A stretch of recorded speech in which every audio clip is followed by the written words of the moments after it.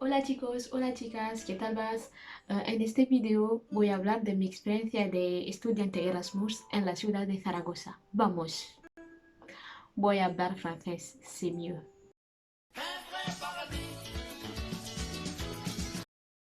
Du coup, comme vous pouvez le voir dans le titre de la vidéo, je vais vous parler de mon expérience en tant qu'étudiante qui est partie étudier à l'étranger grâce au programme Erasmus. Si ça vous intéresse, restez connectés. J'ai fait quelques notes. Du coup, si vous me voyez regarder en bas, c'est que je regarde mes notes. Et aussi, je voulais remercier toutes les nouvelles personnes qui se sont abonnées à la chaîne. Ça fait toujours plaisir. Et du coup, la vidéo m'a été demandée par l'une de vous. Petite dédicace à Namour, si tu passes par là. Du coup, désormais, à chaque fois qu'il y aura une demande spécifique de vidéo, il y aura des petites dédicaces.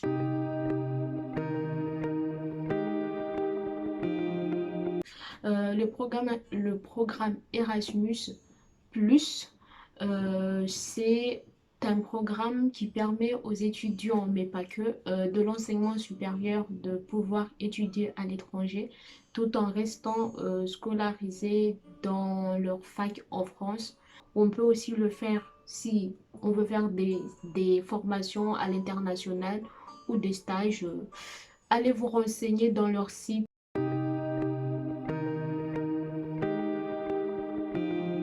Il faut savoir que quand on commence les études à l'université, dès la première année, on vous parle déjà de ça. Et je me souviens, il y avait même des étudiants qui l'avaient fait et qui ont témoigné. Ils étaient partis en Amérique latine, au Canada, partout dans le monde. Ils nous racontaient leurs expériences et du coup, ça a incité vraiment à le faire. Mais Erasmus, il faut le faire à partir de la deuxième année. La seule condition, c'est de valider la première année de licence et un semestre ou une année entière, comme vous le voulez. Moi, j'ai choisi de partir au second semestre de ma deuxième année. Et du coup, j'y pensais dès la première année, mais c'était pas certaine. Ça s'est confirmé à la rentrée. Tout s'est passé très vite.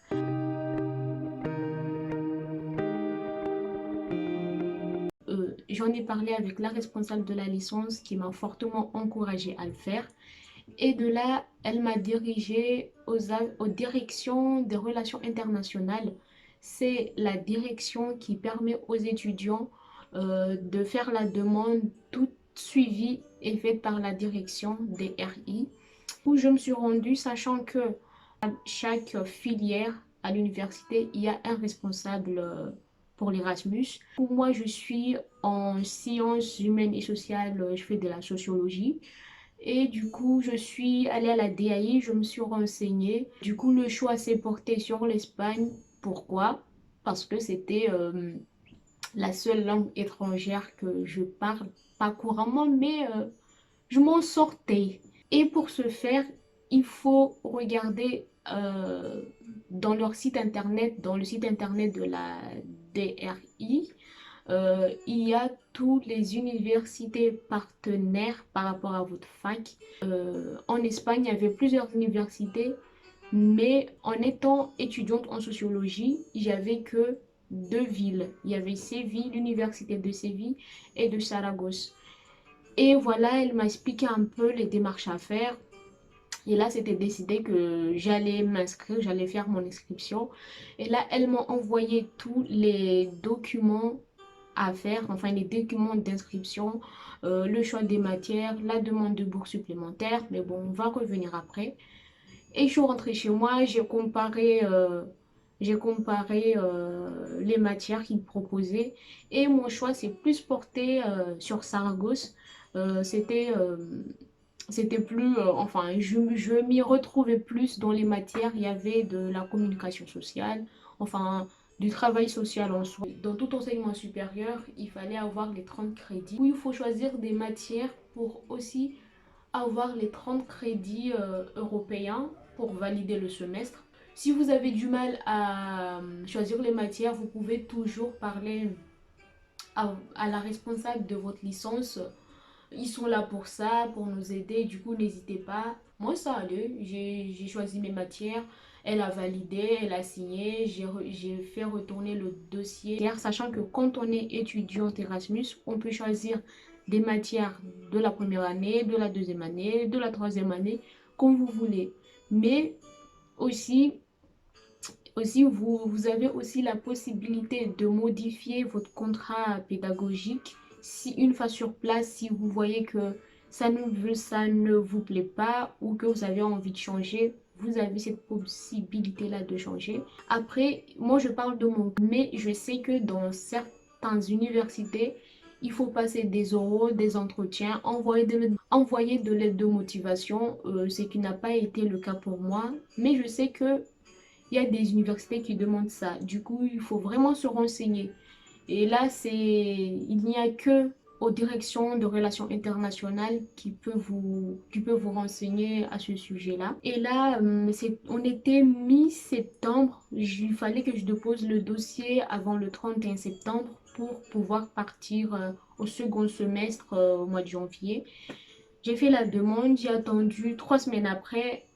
La réponse est tombée et c'était positif. J'ai été acceptée. J'étais inscrit officiellement. Non, pas officiellement. J'étais inscrit à l'université de Saragosse, mais officiellement, il fallait le faire là-bas. Mais c'est autre.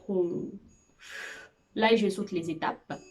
Et du coup, une fois que j'ai reçu la réponse positive, ah oui, pour le dossier d'inscription que la responsable m'avait envoyé par mail, il y avait aussi une demande de bourse. Il faut savoir que quand on fait le programme Erasmus+, il y a des bourses et c'est calculé en fonction du pays où vous allez, du coût d'achat et aussi en fonction du nombre de jours où vous allez rester. En fait, les aides sont comptées en fonction du nombre de jours que vous restez et du pays où vous allez. Le calcul se fait très vite.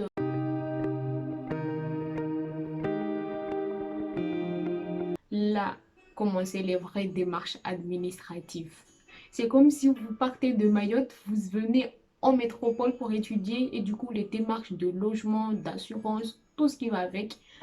Mais en soi, tout s'est bien passé. Je vais faire 3 catégories de démarches à faire. Premièrement, tout ce qui est assurance, banque, si vous suivez des traitements, si vous avez un abonnement téléphonique et que vous ne pouvez pas appeler de l'étranger, il faut le changer. On ne veut pas non plus être hors forfait. Si vous avez des cartes bancaires basiques que vous ne pouvez pas retirer à l'étranger, prenez rendez-vous avec votre conseiller bancaire pour le faire.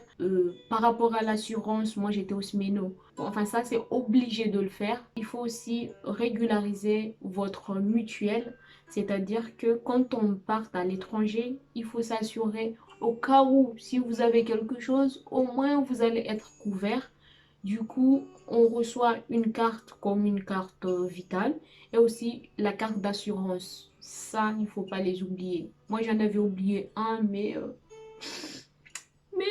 passons. Vous suivez des traitements médicaux ou si vous avez un mode de vie qui nécessite, ce sont des petits détails mais qui font toute la différence parce que sinon vous allez galérer comme pas possible.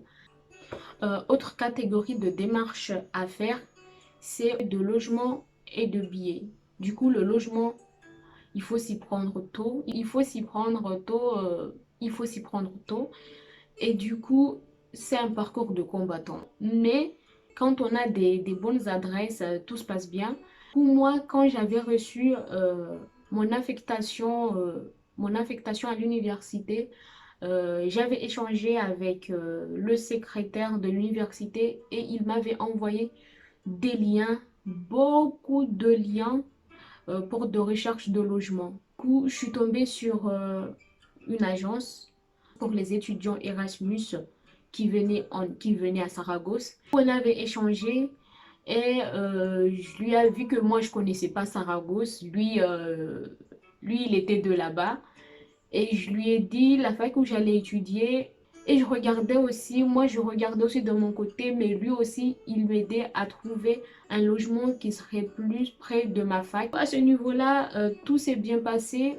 Mi-décembre, fin décembre, j'avais déjà mon logement. C'était 500, non 500, n'importe quoi. C'était c'était 250 euros, non, c'était 220 euros. Du coup, j'étais en colocation avec, enfin, on était quatre dans un, enfin, c'était un appart, un grand appart. On était quatre. Il y avait une Française, un Espagnol et un Italien, deux filles et deux garçons. Chacun avait son intimité. Il y avait deux salles de bain, une pour, enfin, il y avait des toilettes, sachant qu'en Espagne, bon, c'est une autre histoire, le mode de vie en Espagne. Chacune avait sa chambre, son espace. Par rapport au billet, le billet, il faut aussi s'y prendre tôt. Et aussi, ça dépend de là où vous allez. Moi, il fallait que j'économise. Vu que j'allais partir en Espagne dans un endroit que je connaissais pas, qu'il fallait que j'achète mon billet. J'avais quitté mon logement pour pouvoir économiser plus. Sachant que moi, j'avais qu'une seule source de revenus, c'était la bourse Crous. Il fallait que j'achète mon billet. Il fallait, enfin, quand on va dans une ville qu'on ne connaît pas, c'est sûr que la première semaine, on dépense beaucoup. Si vous êtes mahorais, mahoraise et que vous voulez faire le programme, sachez que la DASU propose des aides financières pour ça. Ils prennent en charge le billet. Enfin, il y a des modalités, c'est sûr, mais dès que vous faites un dossier pour pouvoir étudier à l'étranger, ils sont là, même si peut-être que ça ne va pas être régulier, peut-être que les aides ne seront pas de suite, mais vous aurez vos aides tôt ou tard. Alors, si vous décidez de faire le programme ou même de faire un stage à l'étranger, n'hésitez pas à faire la demande. Ça ne peut que être bénéfique pour vous. Je peux faire la parenthèse pour le billet. Pour le billet, ce qui s'est passé, c'est que quand on est pauvre, quand on est pauvre, on cherche toujours les bons plans. J'ai voyagé avec la compagnie Ryanair. Plus tu réserves tôt et plus ça te coûte moins cher. Et moi, je me souviens, enfin, je l'avais pris tôt et j'avais payé 33 euros. 33 euros, sachant qu'avec ce genre de compagnie low cost, tu payes tout. Les 33 euros, c'était juste le billet d'avion. J'ai dû payer 20 kilos de bagages. On paye même le siège et même au bord de l'avion, une collation est proposée, tu payes pour manger. Disons, je l'ai eu pour max 70 euros. J'ai pris mon vol en Belgique et c'était direct Saragosse. Enfin, j'avais pris mon billet pour le 2 février, sachant que je commençais les cours le 8 février. Vers début février, j'avais pris contact avec l'agence de logement, enfin la personne avec qui j'avais pris contact, vu que c'est une agence, c'est sûr qu'ils sont à plusieurs, mais la personne avec qui j'avais pris contact, franchement, il m'a vraiment aidé, il m'a vraiment aidé. On discutait un peu et quoi, à un moment, il m'a demandé comment j'allais faire pour, une fois arrivé à Saragosse, une fois l'avion atterri.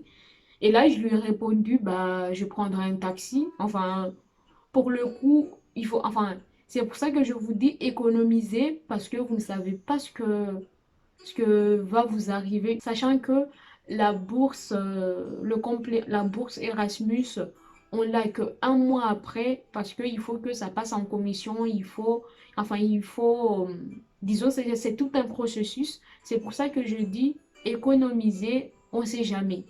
Et moi, j'étais partie dans cette optique-là que je prendrais un taxi, ça serait plus simple. Enfin, j'avais aussi regardé Google Maps vite fait. Quand on ne connaît pas une ville et que il y a un moyen plus facile, bah, il n'y a pas à réfléchir 42 fois. Du coup, moi, dans ma tête, j'allais prendre un taxi. Même si je payais 100 euros, au moins j'étais sûre d'arriver à destination, sachant que j'avais une grosse valise, j'avais des bagages. Il m'a proposé qu'il pouvait venir me récupérer à l'aéroport. Coup de grâce, franchement, Javier, gracias. C'est ce qui s'est passé. Le jour de mon voyage, on a discuté un peu le matin, quand est-ce que j'allais atterrir, voilà. Et il a été très sympa. Quand j'ai atterri, il m'attendait déjà. Bah, avec mon niveau d'espagnol, franchement, l'espagnol qu'on nous apprend à l'école, c'est rien du tout. C'est rien du tout. C'est des bêtises. Anecdote on ne dit jamais buenos dias. Quand on dit buenos dias, ça se voit que t'es une touriste. Bah, du coup, on a échangé dans la voiture au trajet, c'était bien, nanana. Et du coup, il m'a ramené directement chez moi. C'était des appartements particuliers, enfin, il y avait rien d'une résidence, c'était vraiment un appartement en plein cœur de la ville. Franchement, j'ai eu de la chance sur ce coup-là. Et il m'a fait visiter, en plus en bas de chez moi, il y avait le tram, enfin j'avais tous les commerces à côté, j'étais vraiment au cœur du centre-ville. En face de chez moi, il y avait Simply, les supermarchés Simply, il y avait les trams, il y avait les bus, j'étais vraiment au cœur de la ville. Autre démarche que j'ai fait, c'était entre guillemets, se familiariser avec les lieux. Quand on veut faire Erasmus, il faut aller 1 à 2 semaines à l'avance, apprendre à connaître enfin, visiter la ville, prendre ses marques, se poser. C'est comme quand vous êtes à Mayotte et que vous venez en France. Enfin, il faut toujours venir 1 semaine avant la rentrée, 2 semaines, le temps de faire tes démarches administratives. Moi, je suis arrivée, en plus le billet aussi, je l'avais acheté en fonction des sous. Du coup, ça tombait bien. Du coup, moi, je suis arrivée le 2 février et je commençais les cours le 8 février. Et dans cette période-là, c'était en période de partiel et du coup, bah, je suis allée à la fac, sachant que de chez moi à la fac, c'était maximum 20 minutes à pied. J'allais à pied pour visiter un peu. Quand je suis arrivée en Espagne, c'est là où j'ai signé mon inscription s'est officialisée. C'est pour ça que je dis que la bourse, on l'a 1 mois après parce qu'ils attendent que l'étudiant signe un document qui prouve bien que elle est bien arrivée à destination et pour que la bourse se débloque. Sauf que le moment de la signature et le moment d'avoir la bourse, il faut compter 1 mois. C'est pour ça que, enfin, je me répète, mais il faut vraiment économiser. Ce côté, se familiariser avec les lieux, moi, j'avais regardé aussi s'il y avait des groupes Facebook pour les étudiants étrangers. Tous les ans, une nouvelle page est créée pour les étudiants Erasmus. Enfin, j'ai suivi la page sur Facebook, je voyais un peu ce qu'ils faisaient, je voyais des sorties, ça fait partie de l'intégration, comme on dit. Grâce à la page, il y avait des sorties organisées. J'ai pu visiter des villes autres que Saragosse.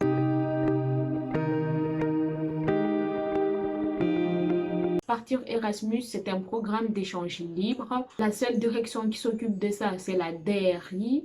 Il y a l'inscription, aussi la demande de bourse. Il y a, une fois la demande acceptée, il faut faire les démarches administratives, que ce soit au niveau de la santé, que ce soit au niveau de l'assurance, la recherche de logement, se prendre à l'avance pour le billet d'avion, se familiariser avec les pages Facebook, se familiariser niveau intégration avec les pages Facebook. On le sait tous et tous que quand on arrive dans un lieu d'études qui nous a inconnus et qu'on arrive en retard, là, t'es un peu dans la merde. Je vous ai raconté mon expérience, j'espère que ça vous a intéressé et pourquoi pas l'envie de partir aussi, tenter de nouvelles expériences. Voilà, j'espère que la vidéo vous aura plu et hasta pronto. Le nombre de fois où j'ai filmé la vidéo,